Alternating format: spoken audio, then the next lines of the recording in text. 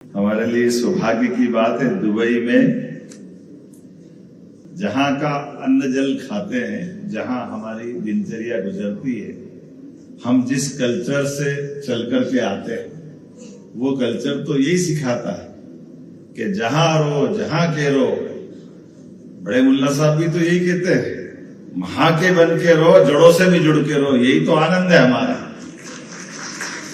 और इसी को माननीय प्रधानमंत्री के शब्दों में विरासत से विकास और क्या होता है? विकास तो बहुत होता है, लेकिन विरासत से विकास की ओर।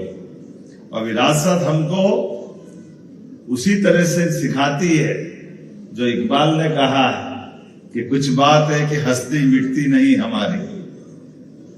बड़े बड़े देश, पता नहीं बड़ी बड़ी सभ्यताएं, लेकिन उनकी अपना लचीलापन, उनकी अपनी जो भी कुछ चीजें थी, कोई बात नहीं, लेकिन हमारी अपनी तो उदारता है, हमारी अपनी भूमिका, भारतीय लोगों की भूमिका हमेशा दूध में शक्कर की तरह रहती है, कब मिलके मीठा कर दे पता ही नहीं चलता है।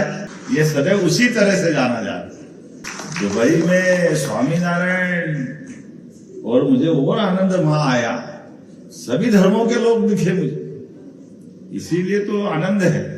कहा किसका हाथ पकड़ा, और महाराज जी ने भी सब बनाए अपने सारे दर्शन में, सभी धर्मों की अलग अलग अच्छाइयों को लेकर के स्वामीनारायण की मंदिर की प्रतिमाओं के निर्माण कार्य में सभी चीजों की अच्छाई भी जोड़ी।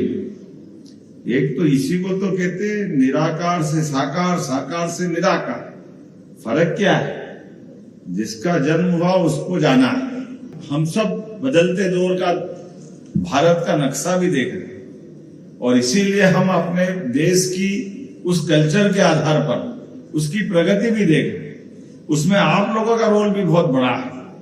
आप तो, मैं मान के चलता हूं कि बॉर्डर पे सिपाही, जैसे सेना का बॉर्डर पे बैठा जवान और खेत में काम करता किसान, वो वहां का भी महत्व रखता है, लेकिन आप उससे और एक कदम आगे वाले जो अपने उस कल्चर को, अपने देश की उस खूबसूरती को, अच्छाई को बॉर्डर के पार भी जिंदा रख रहा है। इसलिए आपको ज्यादा बधाई देता, आपका अभिनंदन।